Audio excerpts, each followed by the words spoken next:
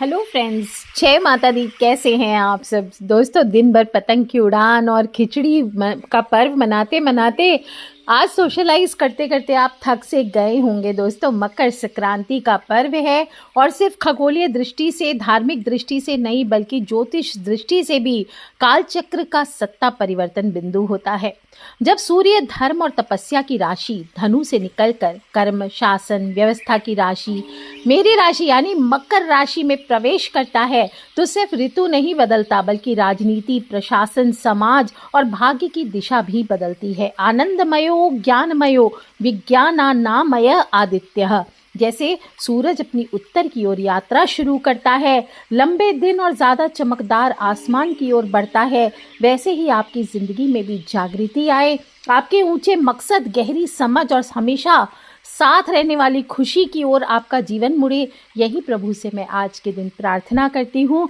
दोस्तों, आप सभी को फिर एक बार मकर संक्रांति की हार्दिक शुभकामनाएं और आप सभी के सहयोग से इस बार भी बहुत सुंदर खिचड़ी का पर्व और महाभंडारा हुआ है। और हर बार मकर संक्रांति का एक वाहन भी होता है जिसके आधार पर मैं भविष्यवाणियां करती हूँ। और इस बार भी जो संक्रांति है वो मंदाकिनी है और सूर्य संक्रांति का ये असर देश की सामाजिक, राजनीतिक, आर्थिक सभी स्थितियों पर गहरा प्रभाव डालने वाली है।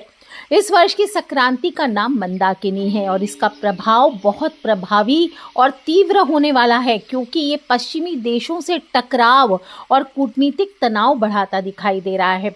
पंजाब हो, जम्मू कश्मीर हो, लद्दाख हो, इनमें बहुत सारे उलटफेर और तनाव होने वाले हैं, झंझट होने वाले हैं। और पाकिस्तान हो, मिडिल ईस्ट हो, जो अन्य पश्चिम के देश हैं, इसमें उथल पुथल होने की संभावना दिख रही है। दोस्तों, इस बार की जो ये संक्रांति है ये अनुराधा नक्षत्र में है और इसलिए इस बार इसका नाम मंदाकिनी है और समसंज्ञक यानी ना पूर्ण विनाश होगा ना ही पूर्ण शांति होगी, ऐसी ये संक्रांति आई है। लेकिन सत्ता प्रधान परिणाम आएंगे और 30 मुहूर्त की ऊर्ध्व गति वाली संक्रांति है, यानी आप समझेंगे नहीं, ऐसे मैं बताती हूँ। इसका प्रभाव पूरे 1 महीने तक शासन और समाज पर एक्टिव रहने वाला है। इस संक्रांति का वाहन सिंह है और उपवाहन घोड़ा है और जिनकी दृष्टि तो वायव्य की ओर है पर ये पश्चिम दिशा की ओर जाने वाली है। इन्होंने पीले वस्त्र धारण किए हैं और कुमकुम का लेप लगाई हुई है जो कि सत्ता, रक्त बल और शासन का प्रतीक है। इन्होंने कंकण धारण किए हैं जो कठोर अनुशासन के प्रतीक है। हाथ में गदा और केंचुकी वस्त्र है। जो केंचुकी होता है शरीर से सटा हुआ एक युद्ध का वस्त्र, जैसे कवच नहीं होता था पहले, केंचुकी उसको कहते हैं जो युद्ध में पहना जाता है। ऐसा वस्त्र संक्रांति ने धारण किया है और यानी मंदाकिनी संक्रांति सैनिक स्वरूप में है। ये युवा हैं और इनकी अवस्था बैठी हुई है और चांदी के कटोरी में पायास या खीर है। इनकी जाति भूत है, वार महोदरी है।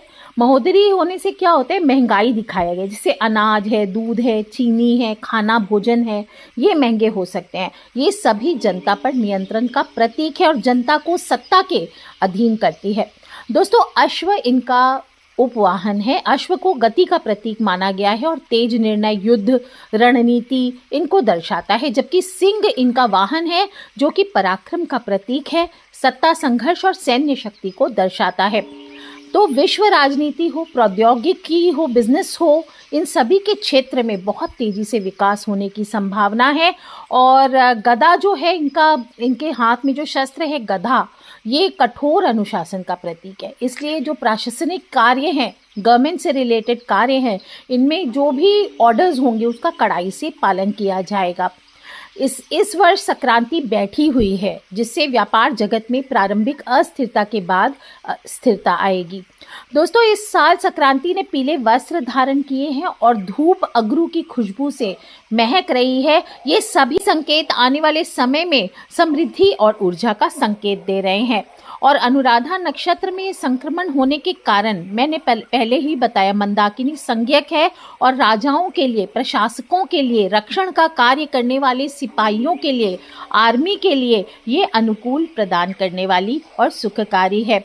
और रात्रि काल के द्वितीय प्रहर में संक्रांति होने के कारण ये संक्रांति सनातन धर्म के प्रतिकूल आचरण जो लोग करते हैं, गलत आचरण करते हैं, भारतीय संस्कृति के विरुद्ध जो राक्षस प्रवृत्ति के लोग हैं, सामाजिक, धार्मिक और सभ्यता के विरुद्ध आचरण करने वाले लोग हैं, इन सब के लिए बहुत बुरा होने वाला है, क्योंकि ये सब को सजा मिलने वाली है इस बार। और मौसम और वातावरण अनुकूल रहेगा। अन्न, भोजन पदार्थ सहित वस्त्र, आभूषण मूल्यों में स्थिरता आएगी।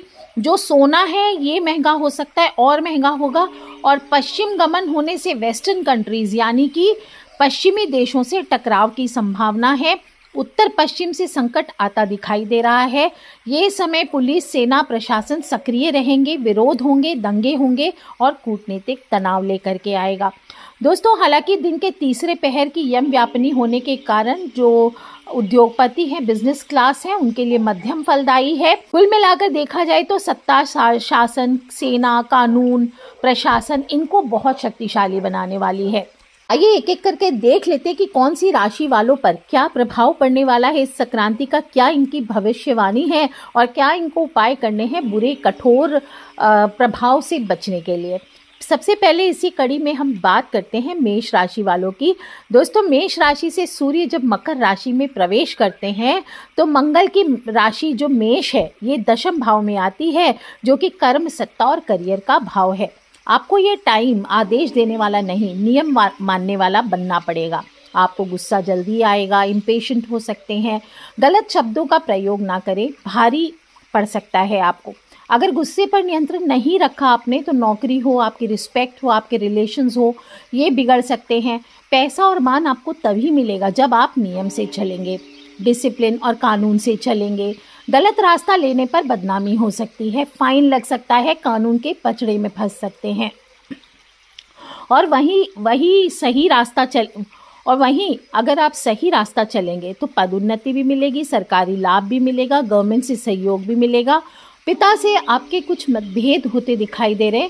वरिष्ठ अधिकारियों से, जो बड़े अधिकारी हैं, उनसे झगड़े हो सकते हैं। ब्लड प्रेशर आपका हाई रह सकता है। क्रोध ही आपका रोग बनेगा। तो आने वाले 1 महीने आपको एक तांबे के पात्र से सूर्य को जल ज़रूर अर्पित करना है, नमक का दान करना है, मंगलवार को हनुमान जी को गुड़ और सिंदूर चढ़ाना है। बात करते हैं दोस्तों हम दूसरी राशि वृषभ राशि वालों की। आपके स्वामी शुक्र हैं और धन, सुख, संपत्ति, भोग के कारक हैं। मंदाकिनी संक्रांति स्वयं पीत वस्त्र, चांदी का पात्र, प्यास और सिंह वाहन से युक्त होकर राजसी समृद्धि की संक्रांति है। तो ये आपके नवम भाव यानी भाग्य, धर्म, सत्ता और गुरु को प्रभावित करने वाली है। आपके भाग्य का दरवाज़ा खोलने वाली है। आप सिस्टम के प्रिय बनने वाले हैं। आपके रुके हुए काम बनेंगे, करियर में उन्नति आएगी। रुके हुए काम अचानक से आपको कुछ ना कुछ बेनिफिट मिलेगा। कोर्ट कचहरी प्रशासन से जुड़े आपको लाभ मिलेगा। कहीं ना कहीं आपकी जीत अवश्य होगी। प्रॉपर्टी से लाभ और धन प्राप्ति के योग, पैतृक धन की प्राप्ति के योग बन रहे हैं। इन्वेस्टमेंट से आपको प्रॉफिट्स आ सकते हैं। बिजनेस में प्रॉफिट होता दिखाई दे रहा है।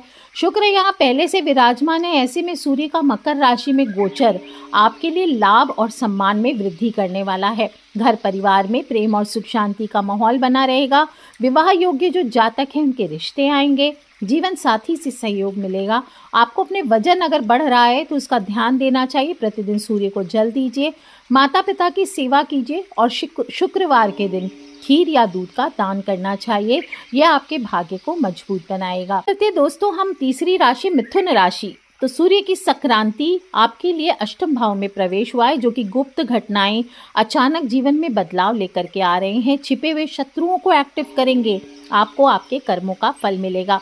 कार्य क्षेत्र में आपको तनाव का सामना करना पड़ सकता है। ऑफिस पॉलिटिक्स के आप शिकार हो सकते हैं। आपके बॉस की नज़र आप पर टिकी रहने वाली है और कोई गुप्त जांच आपके अगेंस्ट बैठ सकती है। पीठ पीछे आपके गुप्त शत्रु एक्टिव रहने वाले हैं, लेकिन अगर आप ईमानदार हैं तो इन सब चीज़ों से बच निकलेंगे। धोखा, झूठ, शॉर्टकट्स ये आपको भारी पड़ सकते हैं। आपको अपने टारगेट्स को लेकर के अधिक कॉशियस रहना होगा। किसी को उधार नहीं देना है। कहीं इन्वेस्टमेंट कर रहे हैं तो बहुत सोच समझ के कीजिए। कोई पेपर साइन करेंगे तो चेक करें पहले। और ससुराल पक्ष के संबंधियों से आपको तालमेल बनाकर रखना होगा। आप जितना कम बोलेंगे लाइफ में उतने सुखी रहेंगे। शक ना करें, अंदरूनी चिंता आपको परेशान कर सकती है। हिम्मत रखें, सेहत पर ध्यान दें। ओम नमः शिवाय का ज़्यादा से ज़्यादा जाप करें। शनिवार को नमक का दान कीजिए और सूर्य देवता को जल अवश्य दीजिए। ये मंदाकिनी संक्रांति की कठोरता को शांति में बदलेंगे। बात करते हैं दोस्तों हम कर्क राशि वालों की। चौथी राशि चंद्रमा की राशि और सूर्य आपके 7वें स्थान में जाएंगे तो आपको रिलेशंस आपके भारी पड़ सकते हैं, तकलीफ दे सकते हैं। पार्टनरशिप में आप हैं किसी बिजनेस में तो अहंकार आप दोनों का टकराएगा, ईगो प्रॉब्लम्स हो सकते हैं, आपको सावधान रहना है। आपको कोई बड़ा सौदा इस दौरान मिल सकता है, कोई नया कॉन्ट्रैक्ट, कोई नया पार्टनरशिप में आप इंटर कर सकते हैं। लेकिन बस आपको ये ध्यान रखना है कि आपको अपने हार्मोन्स को चेक में रखना है और सोमवार के दिन शिवलिंग पर जल अवश्य चढ़ाना है। सूर्य को जल दें, अपने जीवन साथी का सम्मान करें। ये दोस्तों हम सिंह राशि की। सिंह राशि सूर्य का मकर राशि में गोचर आर या पार वाली स्थिति आपकी लाइफ में लाकर आपको खड़ा कर देगा। आपकी राशि से सूर्य छठे भाव में गोचर कर रहे हैं तो कार्य क्षेत्र में बहुत संभल कर चलना है। नौकरी में किसी न किसी बात को लेकर मानसिक दबाव बना रह सकता है। आपके ऊपर इस दौरान कोई पैसों का दबाव भी आ सकता है। कोई पुराना पैसा मिलेगा लेकिन कर्ज, टैक्स, कोई फाइन, कोई बिना बात के मेडिकल खर्चों में आप उलझ सकते हैं। अपने रिश्तों में नरमी रखें और अपने पिता की सेहत को लेकर चिंता आपको हो सकती है। जो विपरीत लिंग के जातक हैं उनसे आपको मर्यादापूर्ण व्यवहार करना चाहिए। रविवार के दिन तिल के दीपक ज़रूर जलाएं और रोज़ सूर्य भगवान को जल दीजिए। अपने पिता और गुरु का सम्मान करें। बात कर लेते हैं दोस्तों हम छठी राशि कन्या राशि वालों के लिए। मकर संक्रांति का ये जो सूर्य है आपके पंचम स्थान में जा रहा है। आपकी तर्क शक्ति, आपकी सेवा, आपकी योजनाओं, आपकी जो प्लानिंग चल रही थी, आपकी बुद्धि आपको रणनीतिक व्यक्ति बनाएगी। नौकरी हो, प्रमोशन हो, मान सम्मान हो, ट्रांसफ़र हो, लाभ के योग दिखाई दे रहे हैं। आपको इस समय सामाजिक जीवन में लाभ और सम्मान मिलेगा। आपके करियर में प्रगति होगी। आपको भाग्य लाभ का अवसर प्रदान करेगा। शेयर मार्केट में जो लोग इन्वेस्ट करना चाहते हैं बिल्कुल कीजिए, आपको बहुत लाभ मिलेगा। और जिन जातकों के काम का संबंध विदेशों से है, एक्सपोर्ट या इंपोर्ट से जुड़े हैं, उनको विशेष रूप से सफलता मिलती दिखाई दे रही है। दोस्तों आपको त्वचा से जुड़े इन्फेक्शंस हो सकते हैं, ध्यान रखें। और परिवार में झूठ बोलने से आपको बचना चाहिए। ज़्यादा से ज़्यादा ओम नमः शिवाय का जाप करें। पराई स्त्री हो, पराई पुरुष हो, इनसे संपर्क ना करें। अपनी मर्यादा सीमित रखें और सूर्य देव को नियमित रूप से जल अवश्य दें। बात करते हैं दोस्तों हम तुला राशि वालों की। तुला राशि आपके स्वामी शुक्र हैं। आपके लिए मकर संक्रांति संतुलन, न्याय और भोग का शुभ लाभ का संयोग लेकर के आया है। मकान हो, जमीन हो, गाड़ी हो, ऑफिस हो, दुकान हो, इनका अपना नया खरीदने का प्रबल योग बना हुआ है। हर ओर से लाभ और उन्नति का संयोग बन रहा है। आपको भाग्य आर्थिक लाभ प्रदान करेगा। कोई बड़ी चाहत आपकी पूरी होने वाली है। शेष का जॉब वगैरह में अगर कोई न्यू पोस्टिंग आप चाहते थे, ट्रांसफ़र चाहते थे, कोई सरकारी आदेश चाहते थे, कोई प्रमोशन चाहते थे, तो वो आपको मिलेंगे। मान सम्मान में वृद्धि होगी और मातृ पक्ष के संबंधियों से, मामा के साइड से आपको लाभ मिलेगा, सहयोग मिलेगा। आपके घर में सुख साधनों में वृद्धि होगी। संतान पक्ष से सहयोग प्राप्त होगा, लाभ प्राप्त होगा और प्रेम संबंध आपके प्रगाढ़ हो सकते हैं। शुक्रवार के दिन आपको घी का दीपक जलाना चाहिए। सूर्य भगवान को रोज जल तो अर्पित करना ही है। अपने माता पिता का सम्मान करें। दोस्तों हम वृश्चिक राशि वालों की। आपके स्वामी मंगल हैं, साहस, शक्ति और रणनीति को दर्शाते हैं। और जब सूर्य का गोचर आपके तीसरे भाव में होगा तो आपका आत्मविश्वास चमत्कारिक ढंग से बढ़ेगा। आप कोई बड़ा जोखिम वाला काम हाथ में ले सकते हैं। आप करियर में कोई साहसिक फैसला ले सकते हैं। नौकरी में आपका प्रभाव और सम्मान बढ़ेगा और इस समय आप अपने करियर को एक नई दिशा दे सकते हैं। हो सकता है आप कोई नया काम भी शुरू कर पाएंगे, चाहे कमीशन हो, मीडिया हो, मार्केटिंग हो, टेक्निकल फील्ड हो। इससे आपको लाभ मिलता दिखाई दे रहा है। आपके भाई बहनों से आपको सहयोग प्राप्त होगा। वैवाहिक जीवन भी अनुकूल रहेगा। और मंगलवार के दिन आपको हनुमान जी की नित्य पूजा करनी चाहिए। ओम नमः शिवाय का ज़्यादा से ज़्यादा जाप करें और सूर्य को जल दें। अपने कंधों का ध्यान रखें, कंधों में चोट लग सकती है।